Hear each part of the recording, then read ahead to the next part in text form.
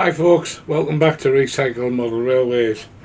What are we doing today? Well, today we're going to start work on the Siphon Gs. So first job is to sort the chassis out. Let's see how we get on.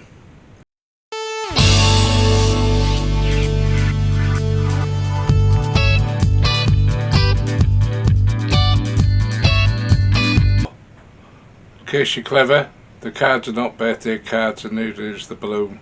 It's Father's Day. So happy Father's Day to all of you dads out there, from this dad here that got spoilt rotten this morning with all sorts of gifts and presents. Now let's get on with the video. Right, so what have we got on the bench and what the hell are we doing?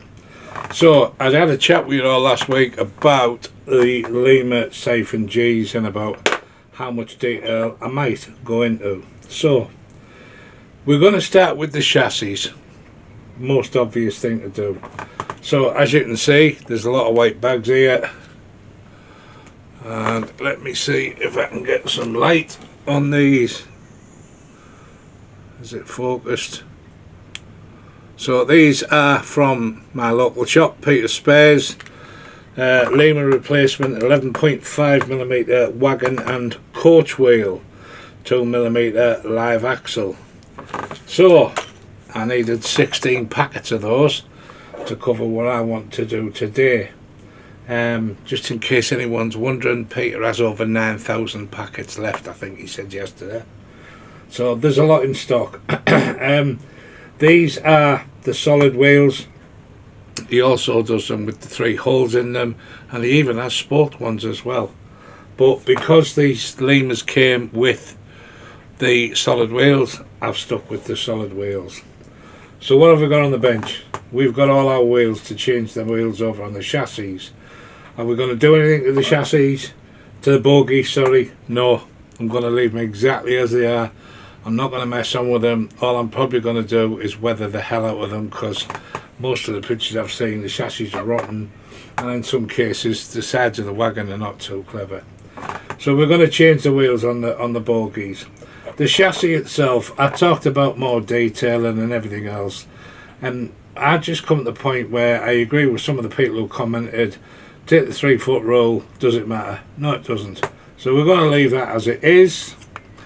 We are going to replace the likes of the missing steps, which is what this sheet of card's for. Missing buffers, as you can see, we've got a missing buffer on that one.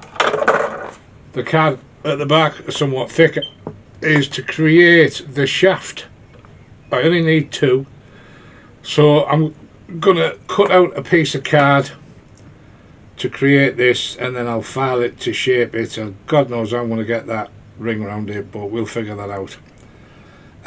Buffer heads, yeah, I hate the buffer heads. For me, they are way too small. Way too small. They look toyish. So on Friday evening when I got home from work, I sat and I spent a couple of hours looking through the internet. I did see one set that I would have liked to have bought from 51L. Peter's only had 3 sets in, and 51L themselves had nothing, and they were just buffers with a long shank, and what I was going to do was cut the end off, drill a tiny hole through the shaft, and just put the new bigger buffer head on, but nobody had enough. So we can't do that. So I want to do something with these. I could cut these off completely, the buggy, oh come on, the buffer beam, everything else, and just put all new ones on, because I have got them, but then the won't be prototypical. These things did have this weird little flat shaped, God, I can't get my words today. Anyway, they had this funny shape. So I can't do that, because then they'll, yes, I know I'm not one of them that wants to please all the rivet counters, but at the same time I want to please myself. So we're going to fabricate them, and then we'll see how this goes. On Friday night when I'd finished looking for buffers, I had a hole punch on the desk, and there was one of the cutouts sitting on the table. So I wet the back of it and I stuck it on the end of here, and it's not a lot bigger, but it was just big enough to make the difference. So I'm going to see if I can cut, or if I can get my hole punch to cut holes out of the 1mm card I've got, and maybe, just maybe, stick them on. That would work brilliantly. I know some of you might say, oh, but there's already a buffer head on it. I don't care. I just want the illusion when it's coming down the track that it's got decent sized buffers. So that's the plan. On the bogies, we've got magnetic couplers to go on. Again, courtesy of Peter's, these are his own brand, and they came with the Hornby Triang set, so you just pop it on. But I'm working with Lima, so the lugs are probably going to come off. You see here there's 2 bits of second radius track, bought yesterday. That is so that when I set the height on my other board over down behind here with that NEM height guide, once I've set the height I want, then what I need to do then is to get these coaches, because I can mount where the pocket's going, to get these coaches to mount as close as possible. Why did I buy, what's the track going to do with it? Obviously connect the track together, do 2 coaches temporarily, not permanently set, and make sure that I don't have no buffer clash or that they're not riding over each other. I'd rather know now than later at the day. So for what it costs for a couple of bits of the track to try it, that'll never get used after that. Well, they will get used for similar things, but it'll never go on a layout because it's Hornby and I don't like Hornby track. It does the purpose of making sure that I'm not going to clash these together and cause a problem down the line. Now, I'm not going to talk about the body today because we're not working on the body today, so it doesn't really matter. But I did take on board everybody's opinions about the handles, etc., and this, that, and that. And I agree with everybody. Why make work? The only thing that I think I'm going to be set on is filling these grills in. Those 2 that end and those 2 that end appear like that on photos and on Acura scales, but all the rest have been filled in. So we're going to have a bash at doing that. It's going to be messy and I might end up with filler in places I don't want it, but we're going to have a go. I'm going to see if I can pull it off to blank them off. The easiest way would be to cut a plate and stick a plate on and make it look deliberate, like it's had a plate put over the top, which is probably what happened in the real world. But do I want it looking like that? I don't think so. When I get to this, I'll go back to pictures that I've got on my laptop and double check and what have you. So yeah, let's put that aside for today. So let's get on. We're going to do 1 chassis for now, but obviously picking one with the broken off buffer, so I'm going to have a go at that. See if I can create that, craft it, whatever you want to call it, see if I can make it, see if the hole punch will go through this plastic card. I'm not very hopeful, if I'm honest with you. I think it's going to struggle to go through it, but we'll give it a try.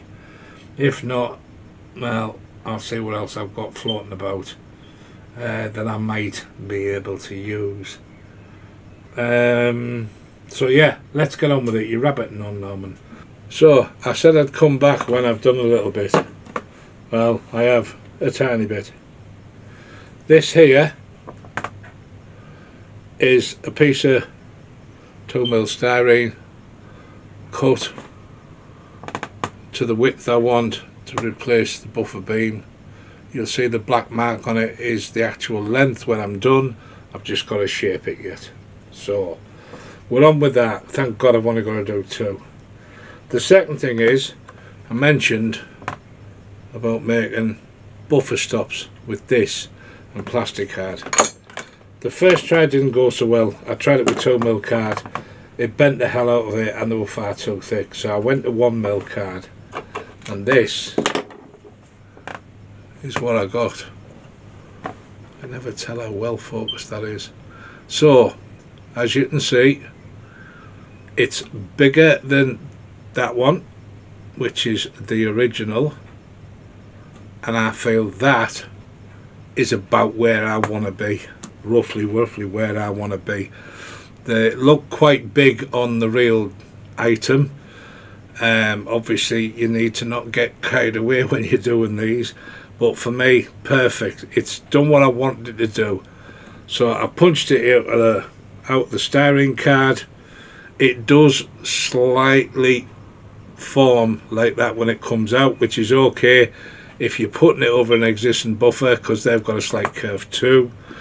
So I flattened it somewhat, stuck it on with rocket, waited for it to dry. I've gone around the edge and just dressed it up a little bit because it is a little raggy from the cut, and then gone across the face just with one of these just to flatten it down a bit. But I have left some curve in it, not a lot, but I've left a bit of curve in it to show wear from being clashed all the time. But if you're in a position I am where you need a buffer head and you can't find one, I'm really happy with that. Really happy with that. It's done exactly what I wanted. It's given me the right size, and I'm happy, very happy. So that's what's going to happen to all of them. Right, I'm going to get on, stop talking. When I come back here, hopefully I'll have the other post stuck on that's missing off the other end, and probably have all 4 of them stuck on. See you in a bit. Right, so the next stage. While we've been waiting for things to dry, I know I said I wasn't going to do anything on this, but I have. You can just see I had some West Hill Wagon Works 3D printed kit, so we've put some of the electrical connections. These are only going to go on the first and the last carriage because they're never going to get uncoupled, and I just want them that if they're sat in a siding somewhere, they've got a little bit of realism with the electrical contacts. So that's, and I've took off the transfers off the side just with my fiberglass pen, nice and gently up and down with the pretend boards, because if you go side to side you'll wipe the pretend boards out. So I did that while I was waiting for glue drying. And these, so we've now got buffers, we've got the new manufactured head, beam, whatever the hell you want to call it, out of card, and then at this end we've got 2 new buffer heads on that make me happy because they're more sensible, and I've put 2 brake pipes on, just hanging down. I have a photo where they're just hanging loose, so they'll do. I'm happy with them. Again, only at each end of the train will you see this. I'm not going to waste money or time putting them on every single carriage that you can't see anyway. So that's the basic chassis. Well, no it's not, I've just remembered, I'm forgetting something. I've got to put, let me just check this one. I've got a little repair to do here where it kind of chamfers in. Same on that one, and that the whole thing's missing, so I'll file that back, cut a piece of card to stick on there. I'll do that while there's a bit of filler is drying on these too. When I've done that I'll come back to you, because that basically will be the actual chassis finished. The next thing will be to do the bogies, and then I'll end the video when I've got the bogies sorted. But bear in mind, all we're doing on the bogies is chucking the new wheels in, setting the height for the NEM pocket and the distance so I can get the coaches as close as possible, which means I'll have to do one pocket at one end of this thing and one pocket at the end of the other one, so we can match them on this second radius curve, see how close I can get them. Anyway, I'll get on with this and then I'm going to come back to you when they're done. Okay, next update. So we finally got this thing put together how I want it. I've fixed all the steps down both sides. One's got a complete new piece of plastic on it. Because it was many different colours and filler, I've given it a quick blow over with primer, not a full on as you can see, but we've changed the wheels. Now I was going to put some rivet heads, what do they call them, bearings.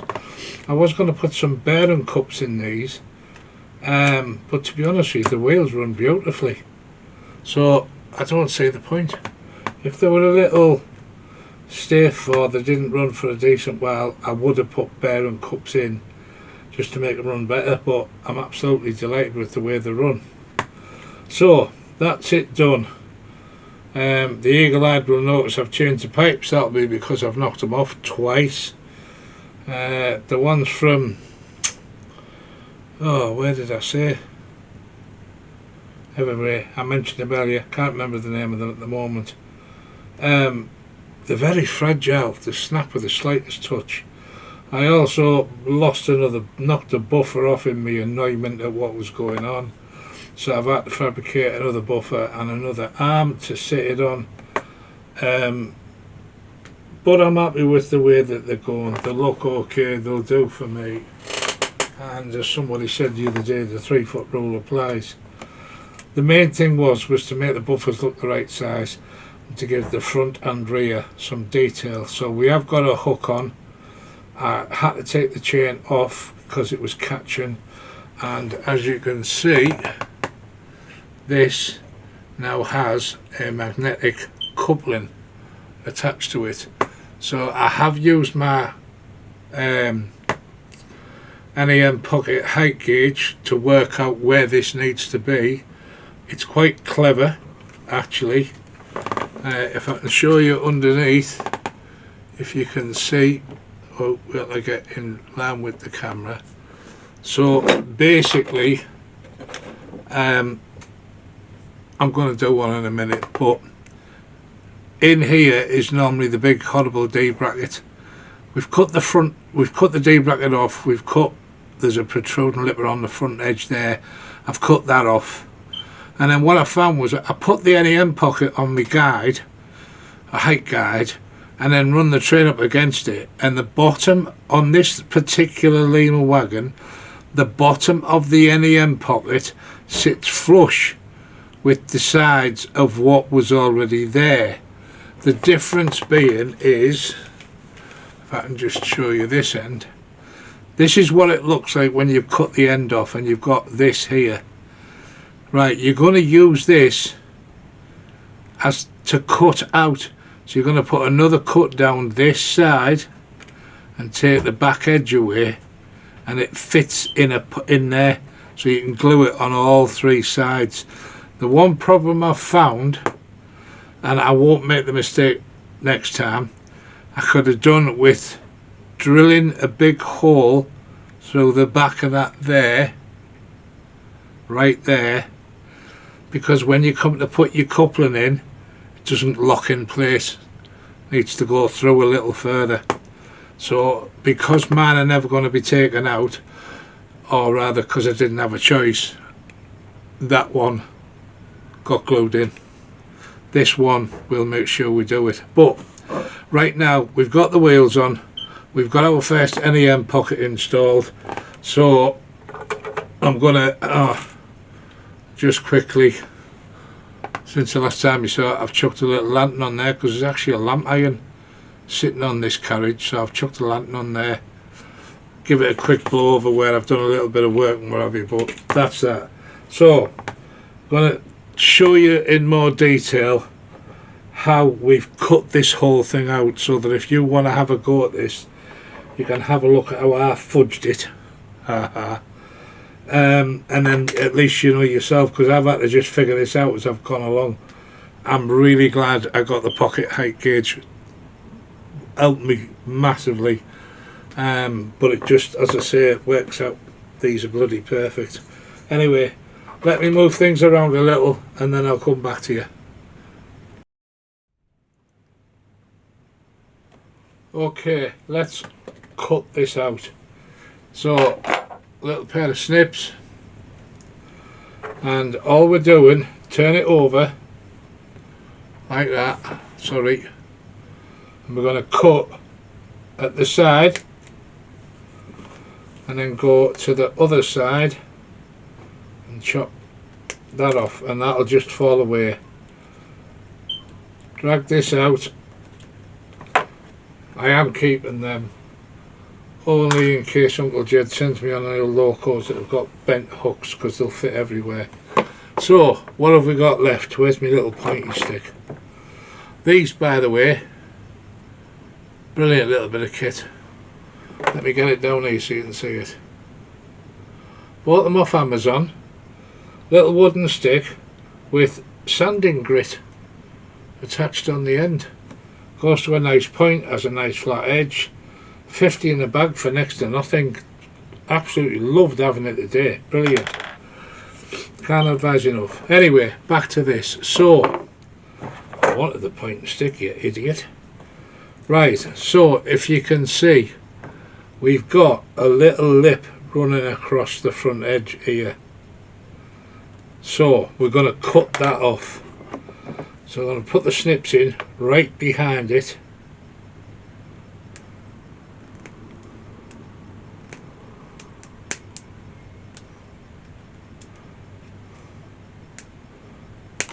There, gone. So we've got that off.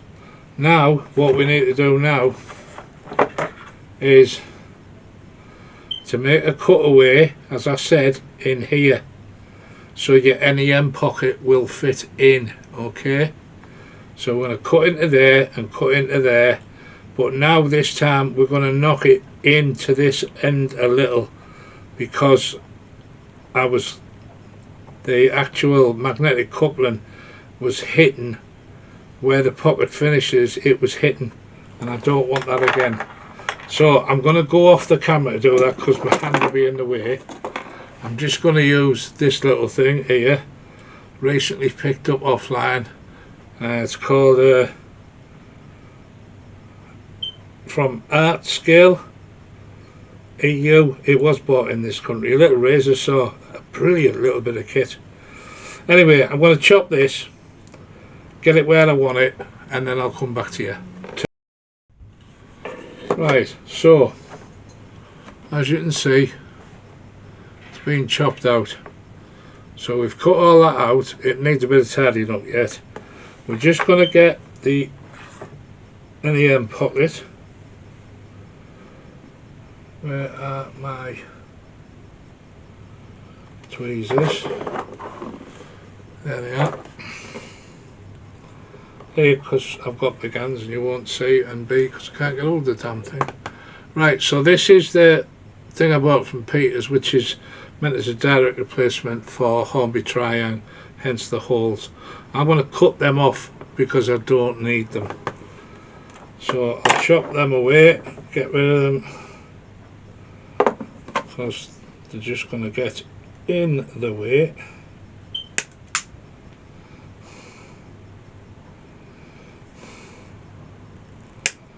There we go. Right. I hope you can see this. So we're gonna, I'm off camera, damn. Let me bring this num light over. Let's see if it'll give me a bit more light. So there's the bogey. We're just gonna fit this literally into this slot and glue it up. So I'm going to cut off a second while I tidy this all up, and then I'll glue this in place, bearing in mind that I already know the bottom of it sits flush with with the bottom of these. Okay, now the only thing I don't know, and I won't know this till I connect the two siphons together, is if I've got the distance right. That'll be the fun part. However, I've had a little look at the one I've already got. I've got it sitting on the second radius track, and I think I'm going to be pretty damn close to buffer lock, but don't think we're going to hit buffer lock, and that's kind of what I'm going to be looking for, is as close as I dare get on second radius. When my layout is eventually built at some point in the future, when I have the space, because I've still got 5 kids at home, I don't intend, unless I have no other choice, to be down to second radius anywhere. It'll be third and fourth, or just a big sweep and arc with flexible track. But I'm working on the basis of, if I have to have second radius somewhere to do what I want, I'm preparing for it now. So a lot of you might think, that's madness, you're doing all this work before you've even got the layout. But then, am I not doing it 50% of the work now? Because a lot of people buy the layout and then they're buying locos at the same time, and trains and everything else. Bear in mind, I'm not buying brand new stock. Bear in mind, I love renovating the old ones. This fills my time up with the hobby before I get to the point where I'm putting track on a board. For me, building a baseboard is a piece of cake. I'm a builder, I'm a joiner, so it's nothing to me to put that together, and then just start getting the track down. So at least I won't be concerning myself with having to do all of that. And these as well, I'll have already done everything. So once my layout's down, once it's on the board, then I can run trains all day long. I don't have to worry about them. I'm going to have buildings ready as well. Anyway, I'm prattling on. I'm not supposed to be talking about that. Get on with this, Norman. So I've tidied it up. As you can, I tidied it up, glued it in. So remember, this, the bottom of the NEM sits flush with the bottom of each side, and this time we've cut that back retaining plate out so that the coupling can go through and click in place. So lesson learned on that one. But there you go, that's a nice simple conversion to an NEM pocket on a Lima loco. So I'm just going to literally drag these wheels out. Oh, the last ones were so much easier. Although these wheels look like they are a lot older because they're very dark. The last couple of sets I took out on that one were almost new looking. So Peter Spares PS34. These are the replacements that Peter does. And by the way, in case you're wondering, no, I don't get anything for free or reduced. It's just he's my local model shop, and he tends to generally have, they run beautifully, he tends to have everything that I need. Now I know it doesn't make a lot of difference when you're not using these for electrical, but they do have a live side, so I'm not putting anything electrical through them, or not at this stage. Maybe in the future I might stick an LED tail lamp on the back end of the back one, but right now no.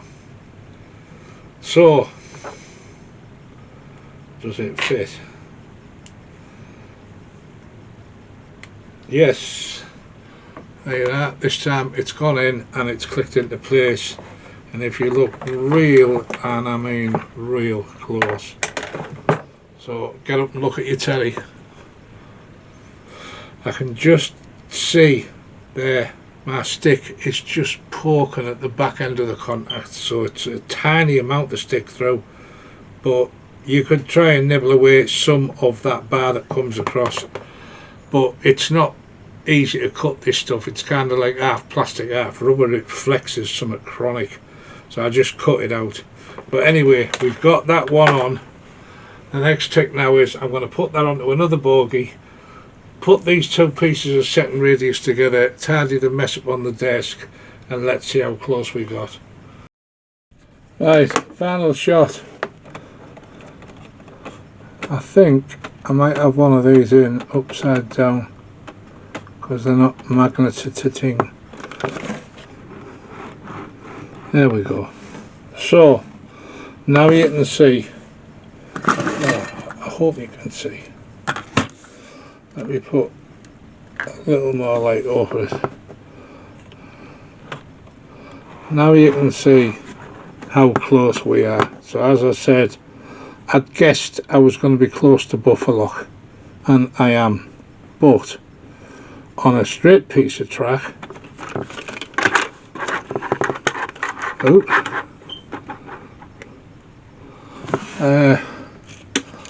let me just chuck this on the top for the sake of there. That is much better. That's a lot closer. It's as close as I want to get. Sorry, it's as close as I want to get. I'm happy with that. I've made the jump forward 20 pockets, so I feel like I've just joined the 21st century. So I'm going to go away quietly now and do the other 7, where we change everything we've just changed on this today. And we'll also get all the boxes sprayed up, cleaned up first, and sprayed up in primer after we took the transfers off. Get them all ready, and then it'll be a coat of blue and some kind of grey similar to this. I think I was wondering whether I could get away with a primer grey, but that's too light, so we're going to go up with something like that. Some dark grey for the roof, BR blue sides. Haven't decided yet whether I'm going to fill these in, same as when I was talking about them what look like hatches on the doors with the X's on. I'm guessing they were used for when they were bringing cattle out.